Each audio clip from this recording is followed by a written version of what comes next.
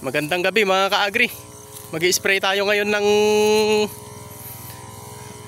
pang insecticide mga ka-agri para sa mga naninira doon sa pakwan natin.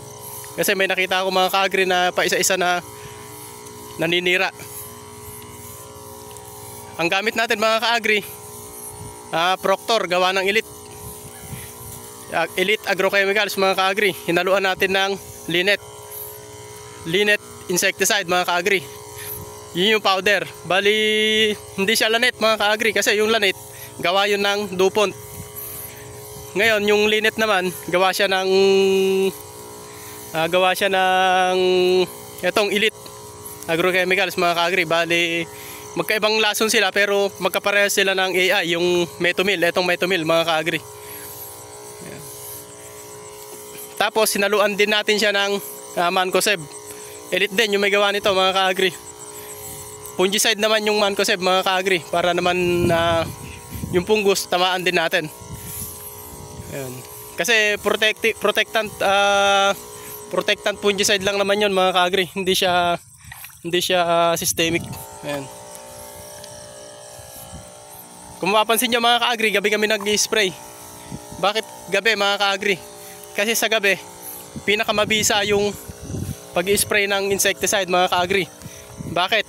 Kasi nga kapag gabi kasi basta masisiguro nyo mga ka-agri na hindi uulan sa gabi kayo mag-spray kasi sa gabi lumalabas yung mga insekto. At yung hindi lumalabas na insekto sa umaga, yung in-spray nyo dyan, sariwang-sariwa pa rin siya, kumbaga andyan pa rin siya, hindi siya natuyo. So kinaumagahan, yung iinom ng hamog o yung matatamaan ng hamog na yun, so mamamatay din siya yung mga lalabas na insekto na pang umaga. So sana unawaan nyo mga ka-agri, kaya gabi kami nag-i-spray. Ayan, tignan nyo naman, kung walang ulan talagang gabi kami nag-i-spray mga ka-agri. Papasilip ko sa inyo tong tanim ko mga ka-agri na pakwan. Ayan o, ayan na siya.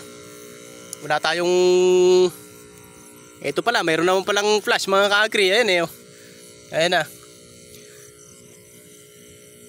May dalawa pa mga ka-agri. Ayan o, tingnan nyo mga ka-agri o, gabi. So tinamaan na yan, patay na yan. O, ito siya mga ka-agri o, tuyo na yung lupa. So pero pagka kinabukasan yan, basa na naman yan. Ayan o. Ngayon ito yung sinasabi ko mga ka-agri na kung bakit gabi kami nag-i-spray. Ayan o, tingnan nyo, makikita nyo yung tubig niya andyan pa. So kapag ka yung gabi kasi hindi siya naaarawan, kaya andyan pa rin siya.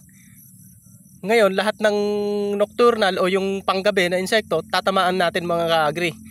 Tapos kinabukasan yung mga lalabas ng kinaumagahan na pang insekto, yung mga insekto na lumalabas naman sa umaga, tatamaan din natin yun mga ka-agri dahil nga pwede silang uminom dyan.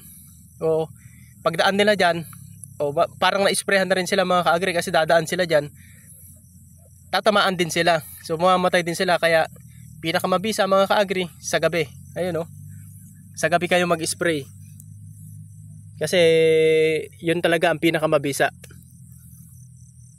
Maganda na itubo ng pakwan mga ka-agri. May nakita kasi ako mga ka-agri dun sa bandaron, dyan sa may banda dyan, medyo masukal kasi sa gilid mga ka-agri. May mga kuryat o yung cricket na tinatawag sa English na sinira yung pakwan. Kinagat-kagat nila mga ka-agri yung mga pakwan. Ayan. Ito, ayan o, ganda yung tubo niya.